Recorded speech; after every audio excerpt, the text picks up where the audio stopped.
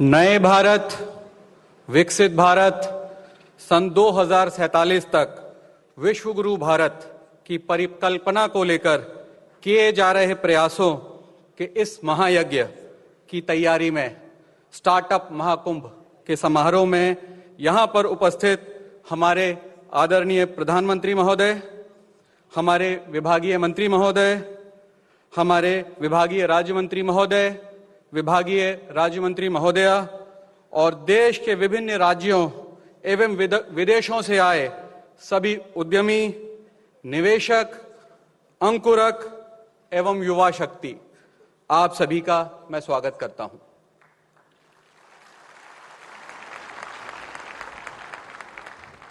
Startup Mahakumbh Bharat सरकार द्वारा किए जा रहे प्रयासों और नवोन्मेषी परिकल्पनाओं की एक कड़ी है।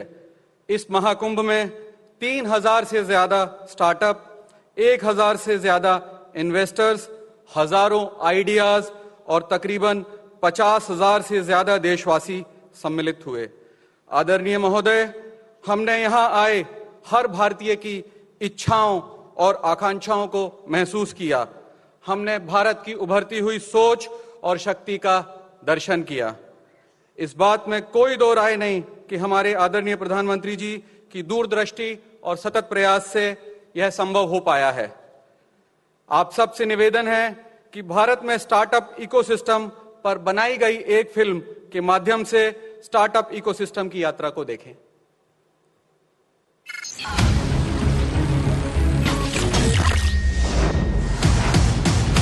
मैं स्टार्टअप हूं। नई ऊर्जा और नए उत्साह के साथ बदलते भारत की मैं बढ़ती ताकत हूं। वो भारत जो अनंत संभावनाओं और नवाचार की भूमि है। आज भले ही मेरा नाम सभी जानते हैं, पर एक दशक पहले मुझे कोई नहीं पहचानता था। पर आज भारत की रगों में जिद है हर सपने को पूरा करने की, आसमान की बुलंदियों पर पहुंचकर सूरज को भी चुनौती देने की। तभी तो आज देश भर में 1,23,000 स्टार्टअप भारत के सामर्थ्य की कह रहे हैं नवीन कहानी। लगभग 13 लाख नौकरियों और रोजगार के द्वार भी तो खुले हैं। 670 से अधिक जिलों तक मैं पहुंच चुका हूं। युवा शक्ति, नारी शक्ति की मैं मजबूत हुंकार हूं। भारत के टियर 2 और टियर 3 शहरों में भी मैं आसमान छूने की जिद लिए नई ऊर्जा के साथ धड़क रहा हूं। स्टार्टअप इंडिया की यात्रा बहुत ही प्रेरणादायक रही है। वर्ष 2016 में स्टार्टअप इंडिया लॉन्च हुआ और स्टार्टअप इकोसिस्टम को बूस्ट करने के लिए फंड ऑफ फंड्स योजना शुरू हुई और फिर साल दर साल इससे नई उपलब्धियां जुड़ती गईं।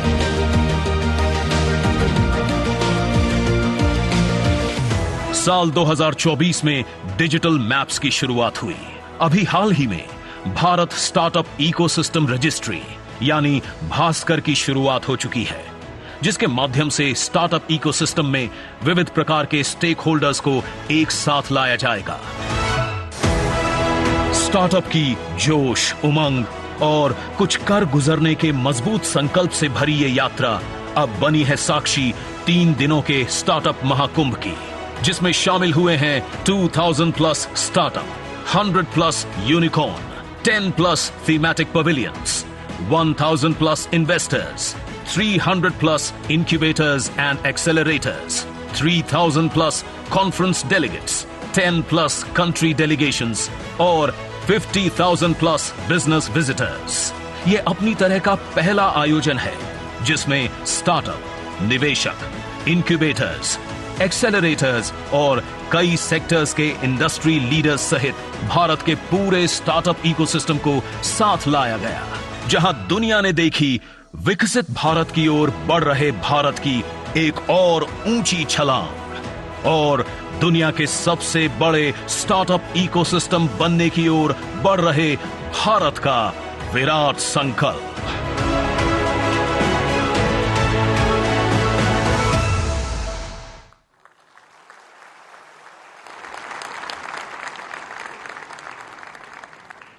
अब मैं स्वागत भाषण के लिए विभागीय मंत्री जी को आमंत्रित करना चाहूंगा। सर।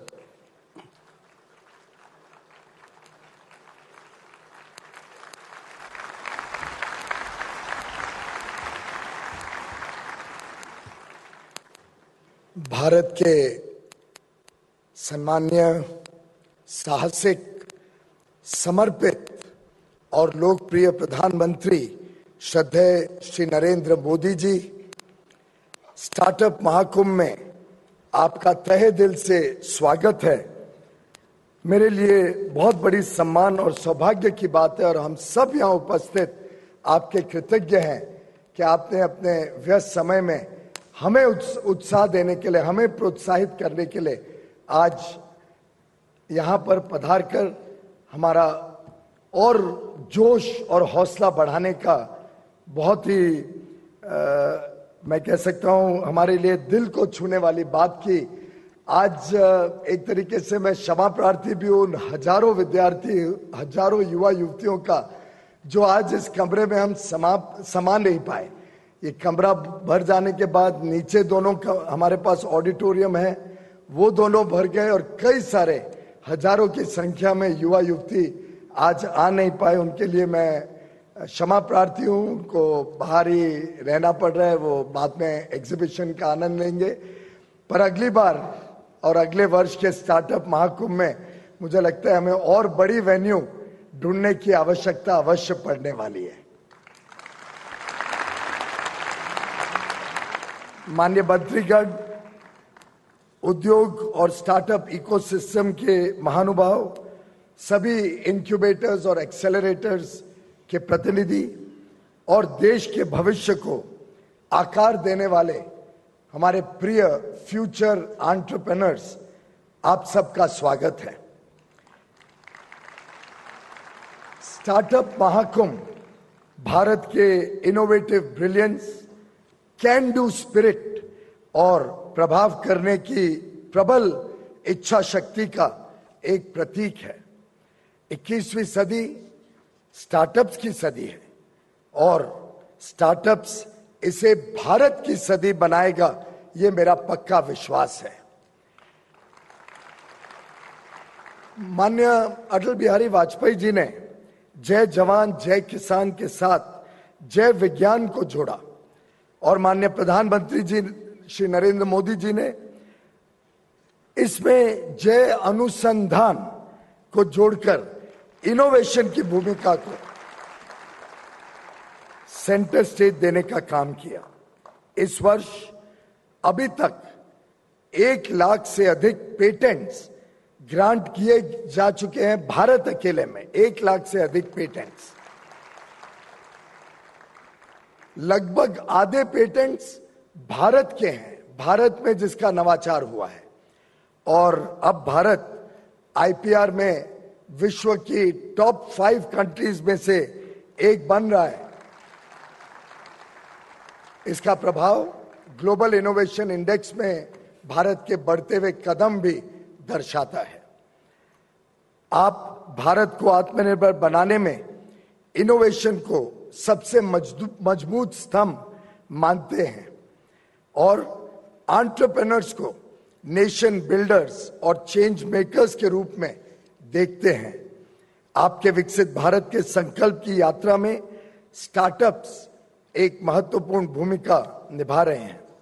मैं धन्यवाद करना चाहूंगा हमारे सभी ऑर्गेनाइजिंग टीम के मेंबर्स का, विशेषकर एसोचैम, नैस्कॉम, देश भर से आए इंक्यूबेटर्स, एक्सेलरेटर्स, निवेशक, उद्योजक और सभी स्टूडेंट्स का, जिनकी कड़ी मेहनत से इतने कम समय में इतने बड़े स्तर पर शायद दुनिया में first of its kind global event का आयोजन संभव हो पाया।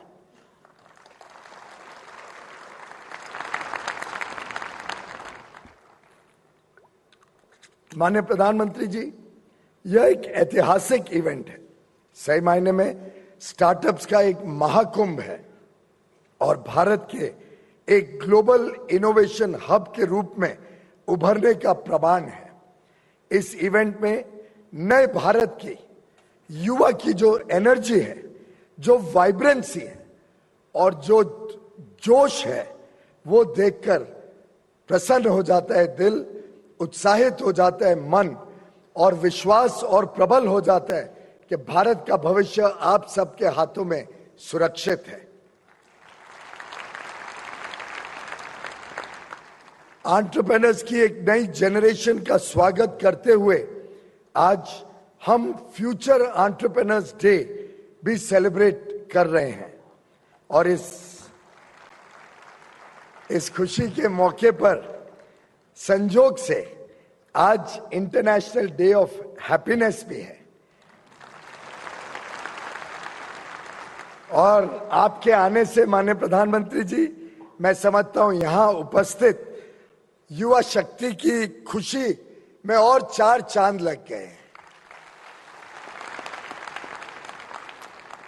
चाहे हमारा स्टार्टअप चेन्नई में एक मछुआरे का बेटा हो या कश्मीर में एक नाविक की बेटी हो, यह उन सभी विद्यार्थियों को समर्पित है जो कल के फ्यूचर एंटरप्रेन्योर्स हैं और अपनी बड़ी सोच से देश के विकास के भागीदार बनना चाहते हैं। यह स्टार्टअप महाकुंभ उन सब के लिए समर्पित है। स्टार्टअप्स के माध्यम से अनगिनत युवा युवतियों ने अपने सपनों को सच बनाया और ट्रेडिशनल इंडस्ट्रीज को डिसरप्ट करते हुए रूल्स ऑफ द गेम को रीडिफाइन करने का काम किया है। आप सबके परिश्रम से आज 1,20,000 से अधिक स्टार्टअप्स के साथ भारत विश्व का तीसरा सबसे बड़ा स्टार्टअप इकोसिस्टम बन गया है। खेती से लेकर खेल तक, शिक्षा से लेकर सैन्य जगत में, ऑटोमोबाइल से लेकर अंतरिक्ष में, विज्ञान से लेकर वाणिज्य में, डीप टेक हो, मेडटेक हो, एग्रीटेक हो, फिनटेक हो या आर्टिफिशियल इंटेलिजेंस, हर एक क्षेत्र में भारतीय स्टार्टअप्स अब विश्व में अपना योगदान दे रहे हैं, अपना परचम फैला रहे हैं। माननीय प्रधानमंत्री जी, आपके विजन की दिशा में आज हर राज्य और यूनियन टेरिटरी में स्टार्टअप्स मौजूद हैं। यहां भी देश के कोने कोने से स्टार्टअप्स और फ्यूचर एंटरप्रेन्योर्स बड़ी संख्या में नई दिल्ली के भारत मंडपम में आए हैं। इस कार्यक्रम से सभी उत्साहित हैं कि लोकल टैलेंट को अब ग्लोबल टैलेंट बनाकर भारत में बेहतर और अफोर्डेबल इनोवेटिव सॉल्यूशंस का निर्माण करके हम वर्ल्ड लीडर बनना चाहते हैं।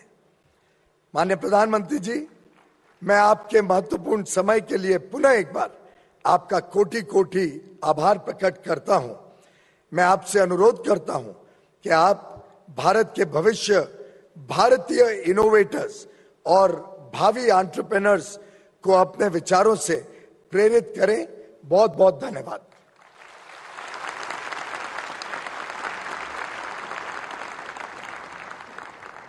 आदरणीय मंत्री महोदय, सादर धन्यवाद। अब मैं इस स्टार्टअप महाकुंभ के प्रणेता, हमारे मार्गदर्शक एवं भारत के यशस्वी प्रधानमंत्री जी को स्टेज पर बुलाना चाहूंगा ताकि आदरणीय प्रधानमंत्री जी अपने आशीर्वचनों से हमें अनुग्रहित करें।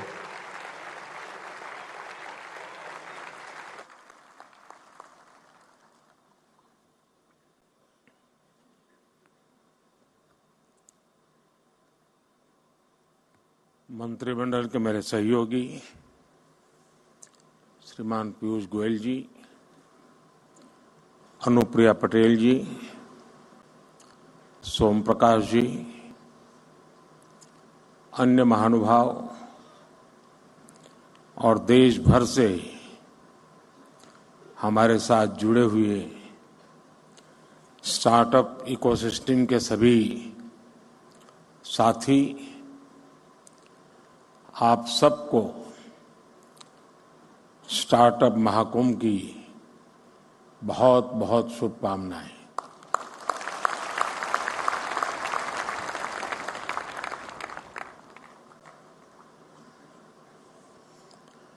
स्टार्टअप लॉन्च तो बहुत लोग करते हैं,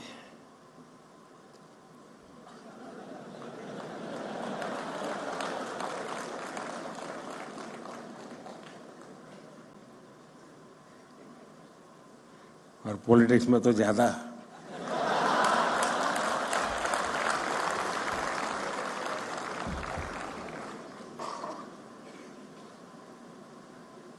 और बार बार लॉन्च करना पड़ता है।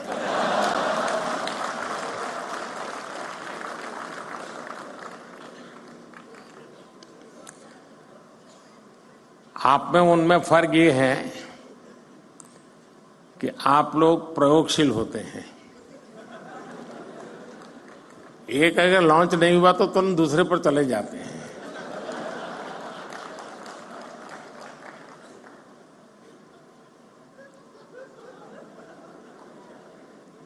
क्यों भाई, पीछे देर हो गई।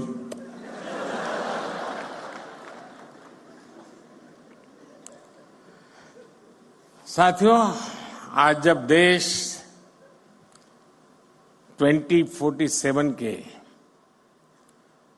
विकसित भारत के रोड मैप पर काम कर रहा है, ऐसे समय मुझे लगता है कि ये स्टार्टअप महाकुंभ का बहुत महत्व है। बीते दशकों में हमने देखा है कि भारत ने कैसे आईटी और सॉफ्टवेयर सेक्टर में अपनी छाप छोड़ी है। अब हम भारत में इनोवेशन और स्टार्टअप कल्चर का ट्रेंड लगातार बढ़ता हुआ देख रहे हैं, और इसलिए स्टार्टअप की दुनिया के आप सभी साथियों का इस महाकुंभ में होना बहुत मायने रखता है। और मैं बैठे बैठे सोच रहा था कि स्टार्टअप वाले सफल कैसे होते हैं, क्यों होते हैं, वो कौन सी उनके अंदर एक जीनियस एलिमेंट है जिसके कारण ये सफल हो जाते हैं। तो मुझे एक विचार आया, अब आप लोग तय करना मैं सही हूं कि गलत हूं।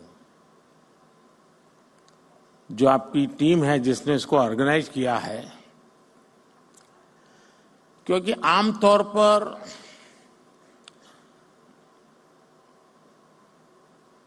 सार्वजनिक जीवन में, उद्योग जगत, व्यापार जगत में कोई भी निर्णय होता है तो उसका संबंध सरकार से होता ही है।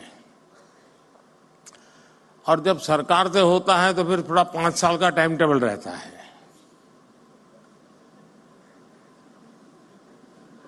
धीरे धीरे पहुंच रही, इधर से शुरू हुई है।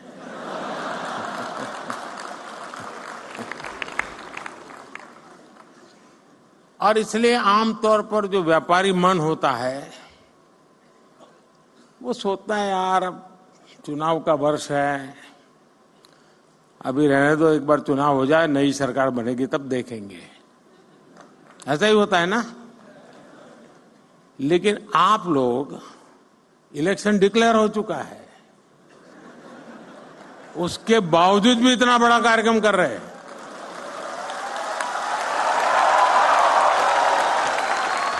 इसका मतलब ये है कि आपको पता है अगले 5 साल क्या होने वाला है।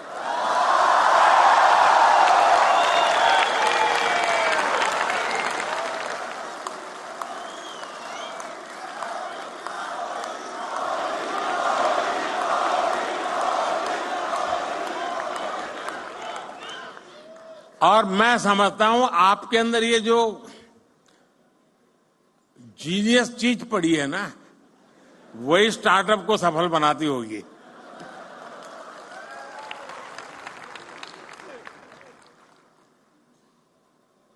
यहां investors, incubators, academicians, researchers, industry members, यानी एक प्रकार से सच्चे अर्थ में ये महाकुंभ है। यहां यंग एंटरप्रेन्योर्स भी हैं और फ्यूचर एंटरप्रेन्योर्स भी हैं।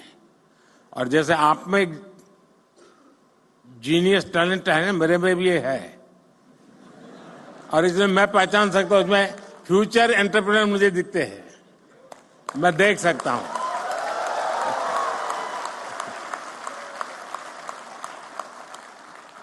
ऐसे में ये एनर्जी, ये वाइब वाकई अद्भुत है। जब मैं पोर्ट्स और एग्जीबिशन स्टॉल से गुजर रहा था तो ये वाइब में फील कर रहा था, और दूर कुछ लोग लगे थे, नारे भी लगा रहे थे, और हर कोई अपने इनोवेशन को बड़े गर्व के साथ दिखा रहा था।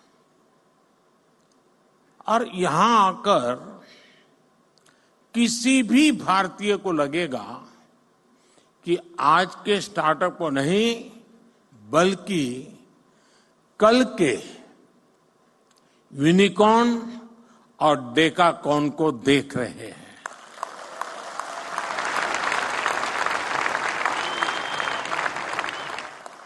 साथियों, भारत आज अगर ग्लोबल स्टार्टअप स्पेस के लिए नई उम्मीद, नई ताकत बनकर उभरा है, तो इसके पीछे एक सोचा समझा विजन रहा है।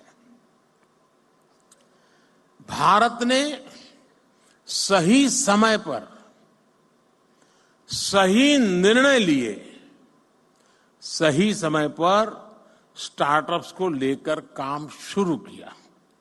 अब ये समिट तो आप लोगों ने बहुत बड़ी मात्रा में ऑर्गेनाइज की है, लेकिन जब ये शब्द भी का स्टार्टअप नहीं हुआ था, उस समय मैंने एक समिट की थी विज्ञान भवन में। बड़ी मुश्किल से आधा सभागृह भरा था, पीछे भी जैसे सरकार करती है जगह हमने भर दी थी। ये अंदर की बात है, बाहर मत बताना।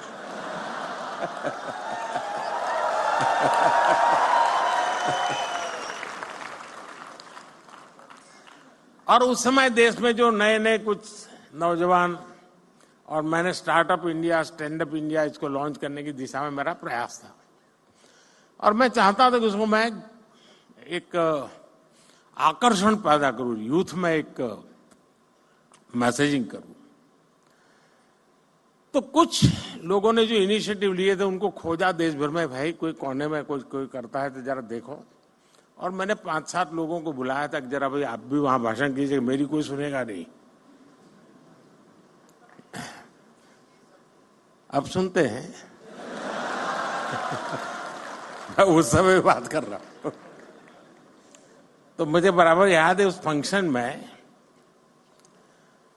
एक बेटी ने अपना अनुभव सुनाया, शायद यहां बैठी भी हो, मुझे मालूम नहीं है। और उसने, वो मूल बंगाली है और माँ बाप ने काफी पढ़ा लिख करके उसको तैयार किया। उसने अपना अनुभव बताया। उसने कहा, मैं, उनकी माता पिता भी पढ़े लिखे हैं, तो बोले मैं घर गई तो मेरी माँ ने पूछा क्या कर रही हो बेटा, आप काफी पढ़ लिख के आई थी। तो उसने कहा कि मैं स्टार्टअप शुरू करने जा रही हूँ। तो उसकी माँ ने कहा, वो बंगाली थे, सर्वनाश।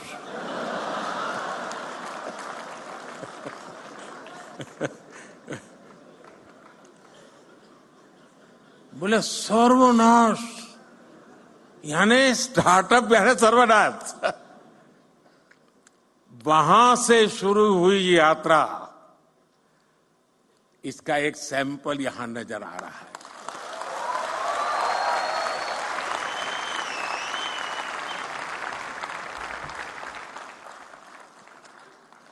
देश ने स्टार्टअप इंडिया अभियान के तहत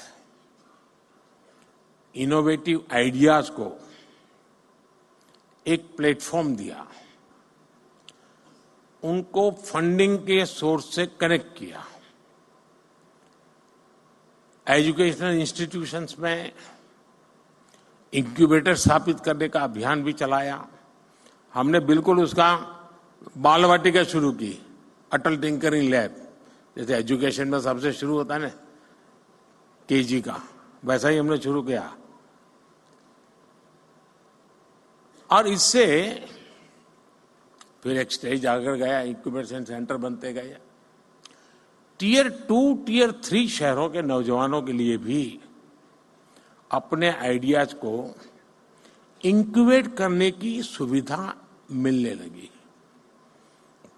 आज पूरा देश गर्व से कह सकता है कि हमारा स्टार्टअप इकोसिस्टम सिर्फ बड़े मेट्रो शहर तक सीमित नहीं है। और अभी छोटी सी फिल्म में भी दिखाया गया, ये देश के 600 से अधिक जिलों तक पहुंच चुका है। इसका मतलब है ये एक सामाजिक कल्चर बन गया है। और जब कोई सामाजिक कल्चर बन जाए तो फिर उसको रुकने का कोई कारण ही नहीं होता है, वो नई नई ऊंचाइयों को प्राप्त करता ही करता जाता है। भारत की स्टार्टअप क्रांति का नेतृत्व आज देश के छोटे शहरों के युवा कर रहे हैं। कुछ लोग सोचते हैं कि हमारे स्टार्टअप सिर्फ टैक्स स्पेस तक ही सीमित है, लेकिन मुझे खुशी है कि आज agriculture, textile, medicine, transport, space, even मैंने देखा योगा में स्टार्टअप शुरू हुए हैं। आयुर्वेद में स्टार्टअप शुरू हुआ है। और एक दो नहीं, मैं रुचि लेता हूं तो देखता रहता हूं, 300, 400 की संख्या में है। और हर एक में एक से बढ़कर एक न कुछ नया है जी। कभी तो मुझे भी सोचना पड़ता है कि मैं योगा कर रहा हूं वो ठीक है कि स्टार्टअप वाला कह रहा है वो योगा ठीक है।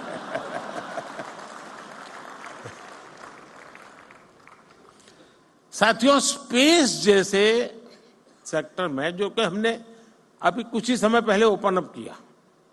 पहले तो सरकार में जैसा स्वभाव रहता है जंजीरें बांध देना, और मेरी पूरी ताकत जंजीरें तोड़ने में लगी रहती है। स्पेस में 50 से अधिक सेक्टर्स में भारत के स्टार्टअप बहुत अच्छा काम कर रहे हैं। और ऑलरेडी हमारे स्टार्टअप स्पेस शटल लॉन्च करने लगे हैं जी, इतने कम समय में।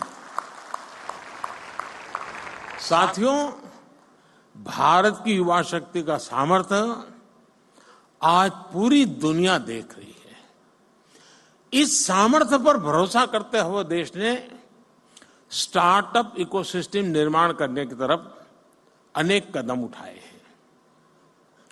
शुरुआत में इस प्रयास पर भरोसा करने वाले बहुत कम थे, जैसा मैंने प्रारंभ में कहा। हमारे यहां पढ़ाई का मतलब नौकरी, और नौकरी का मतलब सिर्फ सरकारी नौकरी, यही सब था। मैं बड़ौदा में रहता था पहले, और वहां महाराष्ट्रियन परिवारों से हमारा नाता जरा ज्यादा था, तो गायकवाड़ी स्टेट है। तो हमारे कुछ साथी बड़े मजाक के स्वभाव से कहते थे, अगर बेटी बड़ी हुई, शादी तय करनी है, तो घर में चर्चा क्या होती है? बोले मूला फाल छाना है। अरे बेटा बहुत अच्छा है, फिर क्या? सरकारी नौकरी है बस। तो अब बेटी शादी होने के लिए योग्य हो गया। आज पूरी सोच बदल गई है। कोई बिजनेस की बात करना था तो पहले आइडिया की नहीं, दिमाग यही है यार, करना तो है लेकिन पैसे कहां से लाऊं। शुरुआत की चिंता उसकी पैसों से रहती थी। जिसके पास पैसा है वही बिजनेस कर सकता है, ये हमारी यहां धारणा बन चुकी थी। ये स्टार्टअप इकोसिस्टम ने उस साइकिल को तोड़ दिया है जी। और देश में जो रिवॉल्यूशन आता है ना, ऐसी चीजों से आता है। देश के नौजवानों ने जॉब सीकर से ज्यादा जॉब क्रिएटर बनने का रास्ता चुना है।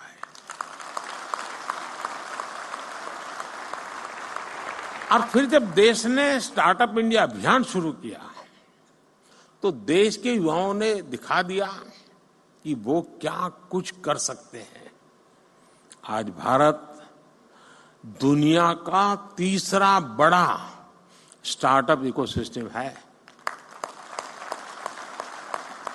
2014 में जहां देश में कुछ 100 स्टार्टअप भी नहीं थे, आज भारत में करीब 1.25 लाख रजिस्टर्ड स्टार्टअप्स हैं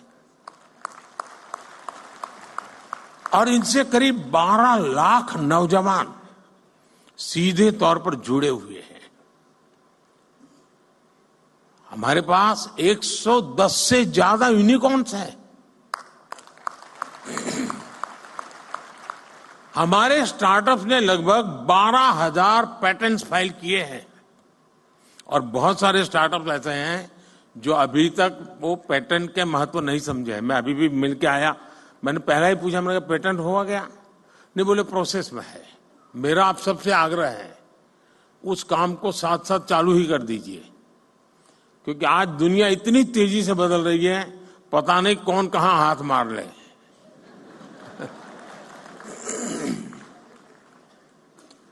और देश ने कैसे इनकी हैंड होल्डिंग की है उसका एक और उदाहरण है जेम पोर्टल। यहां पर उसकी व्यवस्था है, आप देख सकते हैं।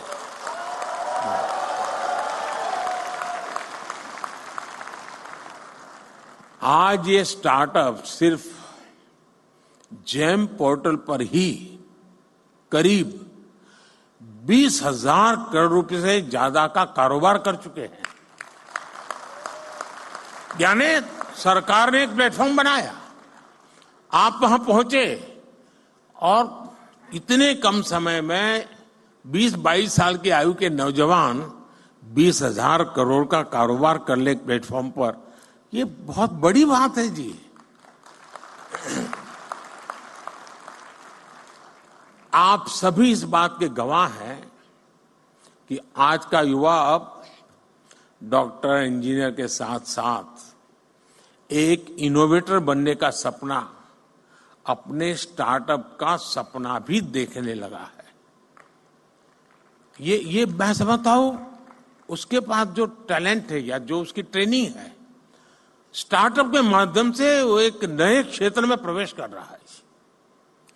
आज मैं देखता हूं कि कैसे युवा अपने स्टार्टअप के दम पर अलग अलग सेक्टर्स में छाए हुए हैं। और मुझे तो पक्का विश्वास है कि 2019 का जब चुनाव आएगा ना,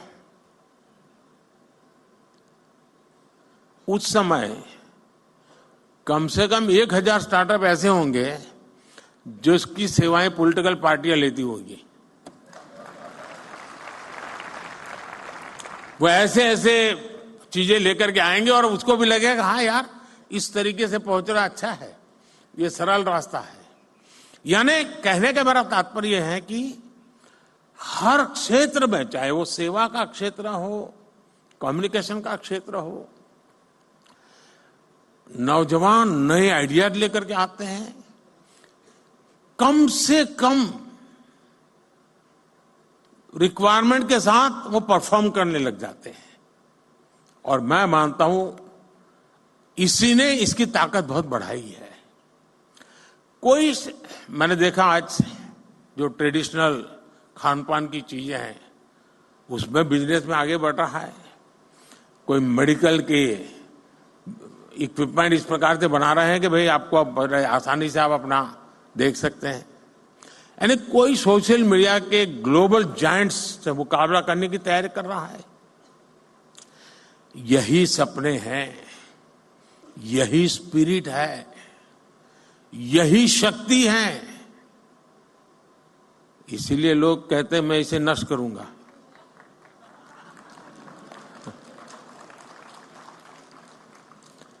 एक तरह से मैं कह सकता हूं कि कुछ वर्ष पहले देश ने पॉलिसी प्लेटफॉर्म पर जो स्टार्टअप लॉन्च किया था वो सफलता की नई ऊंचाइयों को छू रहा है। साथियों, स्टार्टअप्स को देश के डिजिटल इंडिया अभियान से जो मदद मिली है, और मैं मानता हूं कि यूनिवर्सिटी ने इसे केस स्टडी के रूप में स्टडी करना चाहिए। वो अपने आप में एक बहुत बड़ा इंस्पिरेशन है। हमारे फिनटेक स्टार्टअप्स को यूपीआई से बहुत बड़ी मदद मिली है। भारत में ऐसे इनोवेटिव प्रोडक्ट्स और सर्विसेज तैयार हुई हैं जिससे देश के हर कोने में डिजिटल सुविधाओं का विस्तार हुआ है। और साथियों, आपको अंदाज नहीं है कि हम जहां हैं, हम रोजमर्रा की जिंदगी है तो हमें पता नहीं चलता है, लेकिन मैं G20 समिट के समय देखता था, हमने यहां एक बूथ लगाया था जहां पर अभी आपके एग्जीबिशन लगाए वहां G20 समिट में, और वहां यूपीआई कैसे काम करता है हम 1-1 हज़ार रुपया देते थे ताकि उनको ट्रायल रन करने के लिए काम आए। हर एक एम्बेसी अपने टॉप मोस्ट लीडर को वहां ले जाने का आग्रह रखते हुए जरा वहां देखें एक बार। यानी वहां लाइन लगी रही थी बड़े बड़े नेताओं की कि यूपीआई है क्या, काम कैसे करता है, और उनके लिए बड़ा अजूबा था। हमारे यहां गांव में सब्जी वाला भी बड़े आराम से कर लेता है।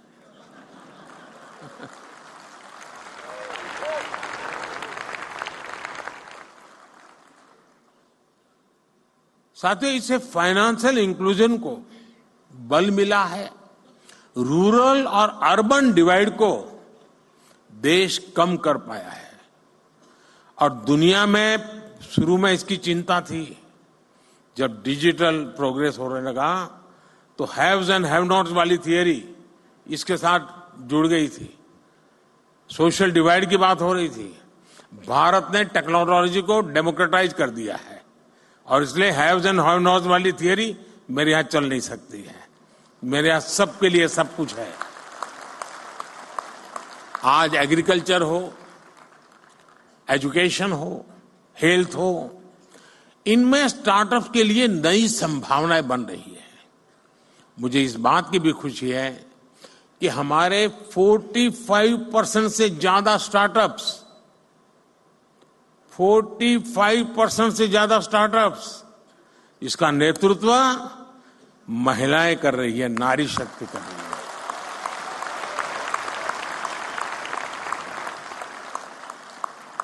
इस ताकत का कोई अंदाज नहीं लगा सकता जी।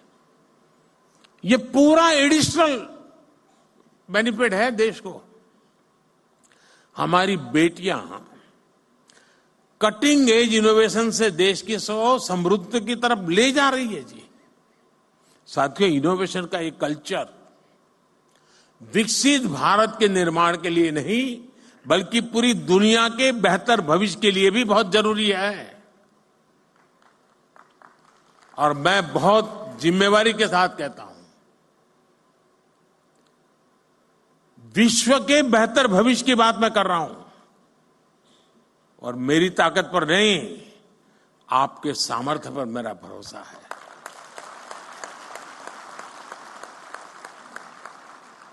भारत ने अपना ये विजन अपनी G20 प्रेसिडेंसी के दौरान स्पष्ट किया है। इसी प्रीमाइसिस में G20 समिट हुई। विश्व के सभी बड़े नेता कोविड के बाहर दुनिया को कहां ले जाना इसके लिए खड़े बैठे थे, और इसी मंडप पे मेरा देश का यंग माइंड बैठा है जो 2047 तक जाने का रास्ता तय करने वाला है।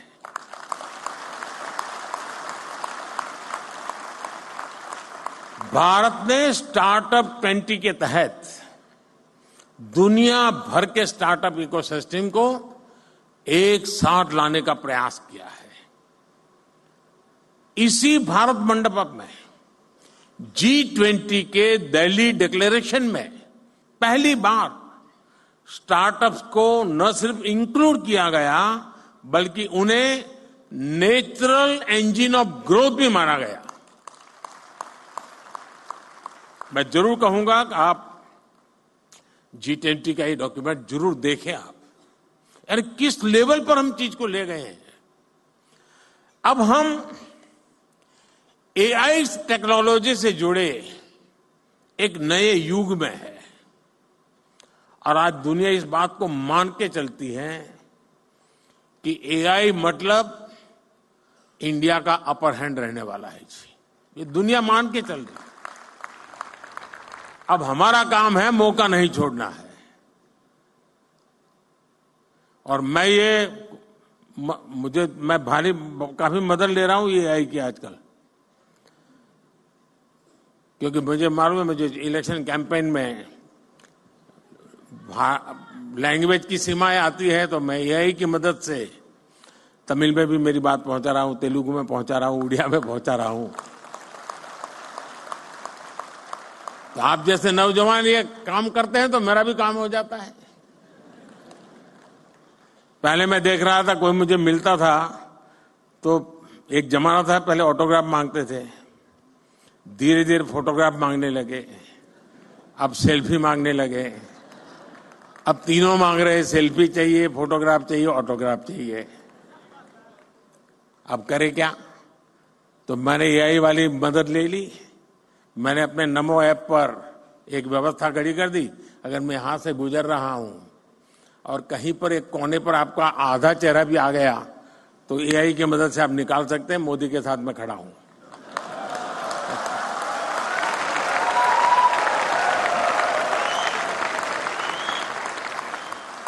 आप लोग नमो ऐप पर जाएंगे तो फोटो बूथ है, वहां से आपको फोटो मिल जाएगी आपकी। जरूर आया होगा, मैं यहां से गुजरा हूं तो।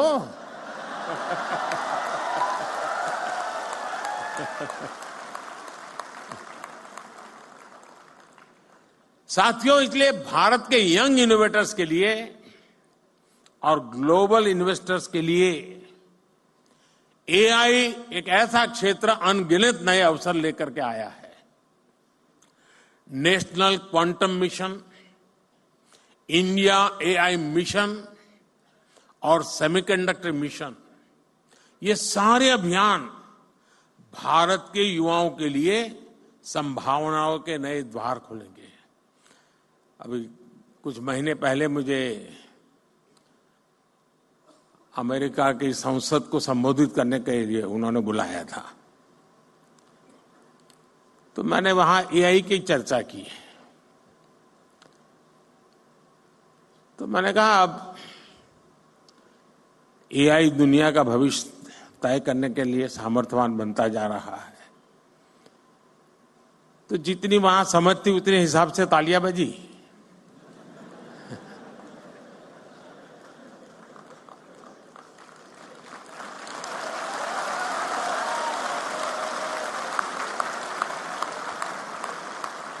फिर मैंने कहा कि मेरा एआई का मतलब है अमेरिका इंडिया।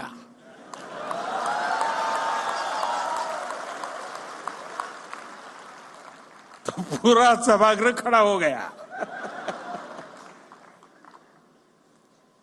साथियों, लेकिन ये तो मैंने वहां पॉलिटिकल संदर्भ में कहा, लेकिन आज मैं जरूर मानता हूं कि एआई का सामर्थ्य, इसका नेतृत्व भारत के हाथ में ही रहेगा और रहना भी चाहिए।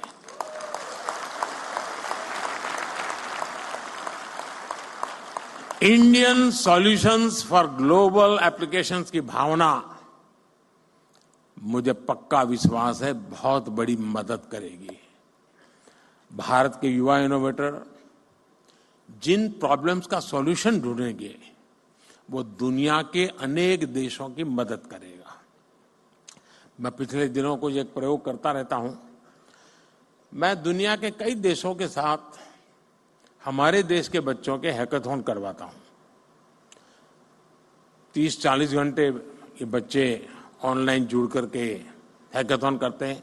मिक्स टीम बनती है, जैसे मानो सिंगापुर इंडिया है तो सिंगापुर के बच्चे, इंडिया के बच्चे साथ में प्रॉब्लम सॉल्व करते हैं।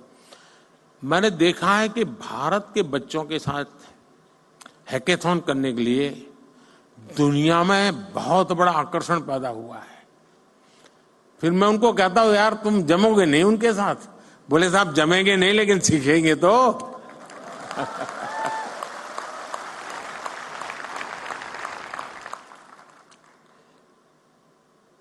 दोस्तों, भारत में जो इनोवेशन ट्राइड और टेस्टेड होगा, वो दुनिया की हर ज्योग्राफी और डेमोग्राफी में सक्सेसफुल होगा, क्योंकि हमारे यहां सब नमूने हैं। यहां रेगिस्तान भी मिलेगा, यहां बाढ़ वाला इलाके भी मिलेगा, यहां पर मीडियम पानी वाला भी है, यानी हर प्रकार की चीज आपको एक ही जगह पर सब मौजूद है जी। और इसलिए यहां जो सक्सेस हुआ वो दुनिया में कहीं पर भी सक्सेस हो सकता है। साथियों, भारत लगातार इस विषय में फॉरवर्ड प्लानिंग करते हुए चल रहा है। देश ने हजारों करोड़ रुपयों के नेशनल रिसर्च फाउंडेशन बनाने का निर्णय लिया है। थोड़े समय पहले इसका निर्णय आपने देखा होगा। और इंटरिम जो बजट हमने रखा था, हमारे देश में कुछ चीजों की चर्चा करने के लिए लोगों को फुर्सत नहीं है, क्योंकि फालतू चीजों में उनका टाइम बहुत जाता है। इस इंटरिम बजट में, क्योंकि पूरा बजट तो अभी जब मैं दोबारा आऊंगा तब आएगा,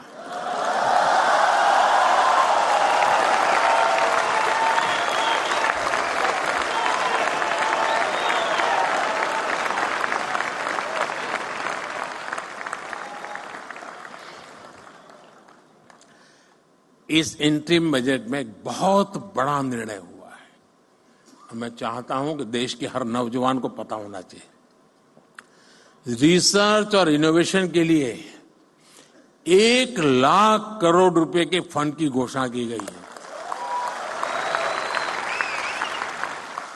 इससे सनराइज टेक्नोलॉजी एरिया में लंबे समय तक चलने वाले रिसर्च प्रोजेक्ट में मदद मिलेगी। भारत ने डिजिटल डेटा प्रोटेक्शन के लिए बेहतरीन कानून भी बनाया है। स्टार्टअप्स को प्रोत्साहित करने के लिए जो भी कदम जरूरी है वो सारे उठाए जा रहे हैं। अब देश फंडिंग का एक बेहतर मैकेनिज्म बनाने का भी प्रयास कर रहा है। साथियों, आज जो स्टार्टअप सफल हो रहे हैं उन पर एक बड़ी जिम्मेदारी भी है। आपको ये तो ध्यान रखना ही है कि आपके आइडिया पर किसी ने भरोसा किया है, तभी आप यहां पहुंचे हैं। इसलिए आपको भी एक नए आइडिया को सपोर्ट करना चाहिए। कोई तो था जिसने आपका हाथ पकड़ा था, आप भी किसी का हाथ पकड़िए। क्या आप किसी एजुकेशनल इंस्टीट्यूट में युवाओं को प्रेरित करने के लिए मेंटर के रूप में जा नहीं सकते? मान लीजिए आपने 10 टिंकरिंग लैब ले लिए, जाएंगे उन बच्चों से बातें करेंगे, आपके आइडिया उनके आइडिया चर्चा करेंगे, इंक्यूबेशन सेंटर पर जाएंगे। 1 घंटा दीजिए, आधा घंटा दीजिए, मैं रुपये पैसे देने की बात नहीं कर रहा हूं। देश की नई पीढ़ी से मिलिए दोस्तों, मजा आ जाएगा।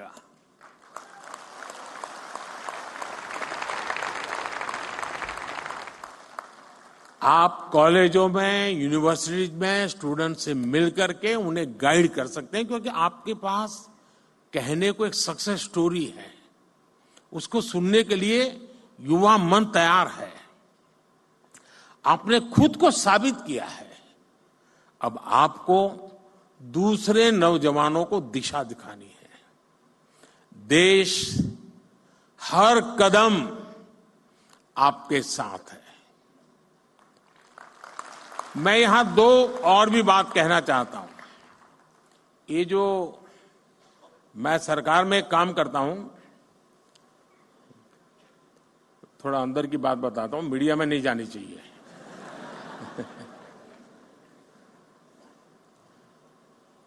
मैंने सरकार में एक बार कहा आकर के, नया नया यहां आया था दिल्ली, यहां का कल्चर का ज्यादा पता नहीं था मुझे, मैं बाहर का व्यक्ति था। तो मैंने सरकार से कहा, मैंने कहा ऐसा करो भाई, तुम्हारे यहाँ ऐसे प्रॉब्लम डिपार्टमेंट में जो लंबे समय से अटके पड़े हैं, लटके पड़े हैं, तुम लोग कोशिश कर रहे हो लेकिन सॉल्यूशन नहीं आ रहा है, ऐसे आइडेंटिफाई करो।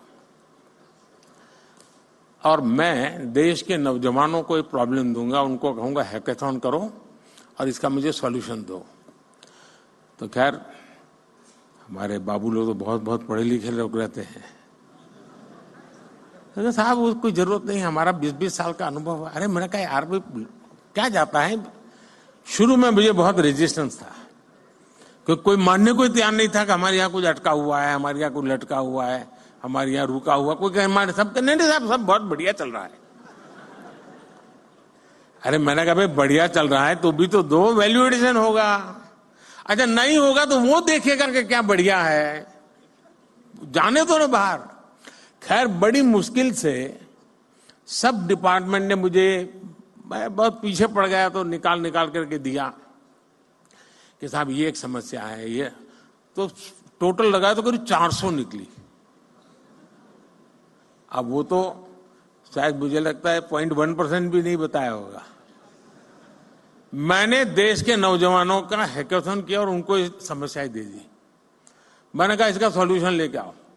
आप हैरान हो जाएंगे जी, इतने बढ़िया सॉल्यूशन दिए उन्होंने, वे आउट दिए उन्होंने, और करीब 70-80% आइडियाज उन बच्चों के सरकार ने एडॉप्ट कर लिए। फिर स्थिति ये बनी कि हमारे डिपार्टमेंट मुझे पूछने लगे साहब इस साल हैकेथॉन कब होगा, क्योंकि उनको लगा कि भाई सॉल्यूशन तो यहीं पर मिलेगा। यानी कहने का तात्पर्य है कि इनके पास जब मिलते हैं बच्चे, बैठते हैं, बहुत चीजें निकाल के लाते हैं। और ये 18, 20, 22 साल के नौजवान है जी। मैं कहूंगा ये जो हमारे बिजनेस के जो CII है, फीकी है, एसोचैम है, मैं उनको कहता हूं कि वो अपनी अपनी इंडस्ट्री के प्रॉब्लम आइडेंटिफाई करें। प्रॉब्लम आइडेंटिफाई करके वे ये स्टार्टअप वालों का हैकेथॉन करें और उनको प्रॉब्लम दे। मैं पक्का मानता हूं ये बहुत बढ़िया सॉल्यूशन ला करके देंगे आपको। उसी प्रकार से मैं MSMEs के लोगों को कहूंगा कि आप अपने प्रॉब्लम्स निकालिए। टेक्निकल हर्डल्स होंगे, समय बहुत ज्यादा होगा, स्मूथनेस नहीं होगी मैन्युफैक्चरिंग में, डिफेक्टिव प्रोडक्शन होता होगा, बहुत सी चीजें होंगी। आप देश के स्टूडेंट्स के पास जाइए, उनका हैकेथॉन आप ऑर्गेनाइज, MSMEs के लोग खुद, और सरकार को कहीं मत में रखिए। हम ये 2 एरिया में अगर मेहनत शुरू करें तो देश की यंग टैलेंट हमें बहुत सारी समस्याओं का समाधान देंगे और हमारी यंग टैलेंट को इसमें से आइडिया मिलेगा कि हाँ ये भी क्षेत्र है जहां मैं काम कर सकता हूं।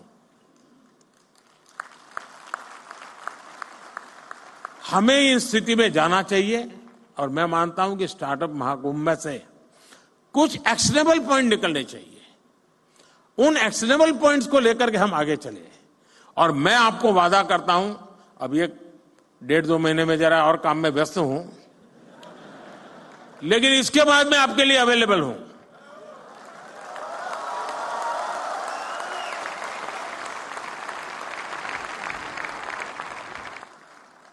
मैं यही चाहूंगा कि आप आगे बढ़े, नए स्टार्टअप बनाएं, खुद की भी मदद करें, दूसरों की मदद करें। आप इनोवेशन जारी रखें, इनोवेटर्स को अपना सहयोग जारी रखें। आपके एस्पिरेशंस ही भारत के एस्पिरेशंस है। भारत को 11वें नंबर से 5वें नंबर की इकोनॉमी बना दिया और इसमें बहुत बड़ी भूमिका मेरे देश के नौजवानों की है, आपकी है। अब भारत को, और मैंने हिंदुस्तान को गारंटी दी है कि मेरे तीसरे टर्म में मैं देश को दुनिया की तीसरी इकोनॉमी बना करके रहूंगा।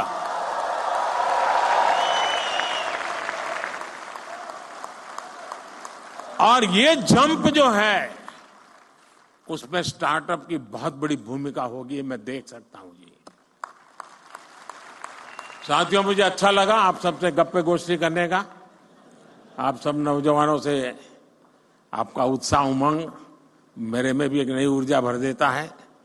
बहुत बहुत शुभकामनाएं, बहुत बहुत धन्यवाद।